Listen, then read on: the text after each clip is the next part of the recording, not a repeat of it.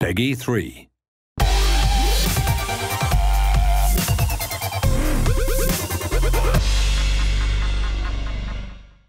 Hi, you're watching The Boot Room. I'm Matt Cuttle. This is Darren Cross from Match Magazine, and this week we're talking about dribbling, which has changed quite a bit in FIFA 14, hasn't it, Darren?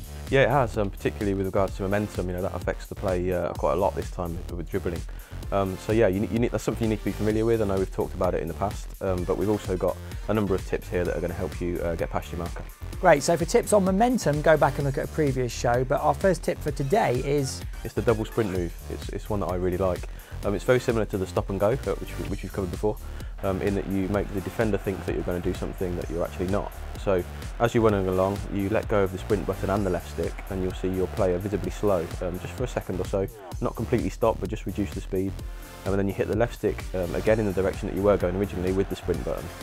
And what that does, it makes the defender think that you're going to stop, do something else, turn, do a skill move, pass or whatever, and then you just carry on going in the direction that you were moving, which is usually unexpected. Now we'll move on to more close control dribbling techniques in just a second, but first you've got another move that involves sprinting onto the ball, don't you? Yeah, it's called the double knock-on, and it's a really underused move from what I've seen.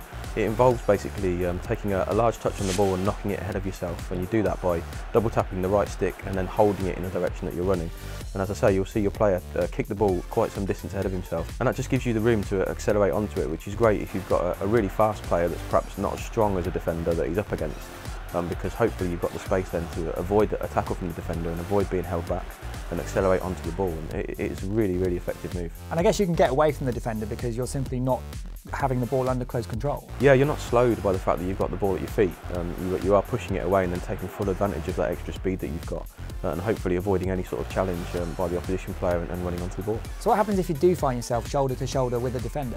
Yeah, if the defender has caught me and he looks like he's going to muscle me off the ball, I hit the protect the ball button, which is left trigger, while I'm sprinting. And often what that will do is it will make my player just do a kind of hop in front of the defender and just again use his body to stop the defender from getting to the ball. It's a really useful feature, and it can really save you when it looks like you are going to be out-muscled and lose possession.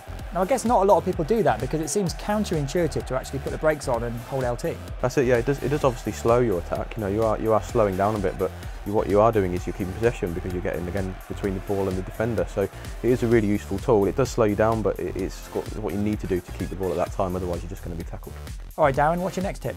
The next one is the foot feint burst, which you can do just by standing still and holding LB. This isn't a running move, it's the one when you're got a defender ahead of you and you want to bring him in and move him so that you can open up some space and burst away. So what you do is you hold LB and you'll see your man trying to flick his foot up and to feint. He's just looking like he's going to go one way or the other. You can then manipulate his movement with the left stick, so you can nudge him left, you can nudge him right, backwards.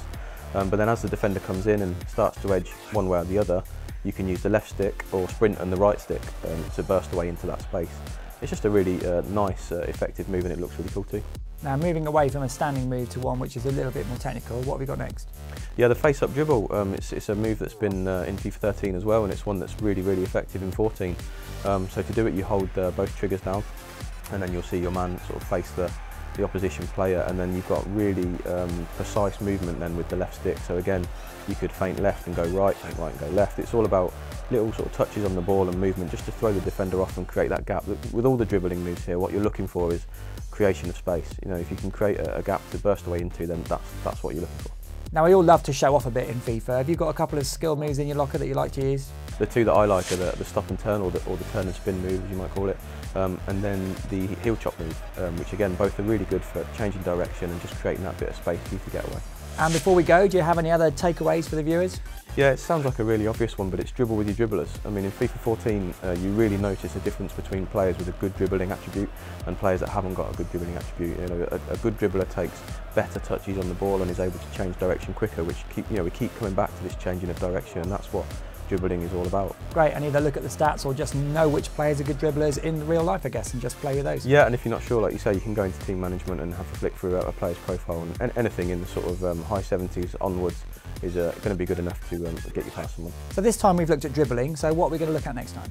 Yeah, we're going to flip it round and look at what you can do as a defensive player to stop the opposition when they've got the ball. Great stuff, look forward to that. Don't forget, you can catch Darren in Match Magazine, that's out every Tuesday. Also, don't forget to check out their Facebook page, details are right down there on the screen. We'll see you next time on The Boot Room.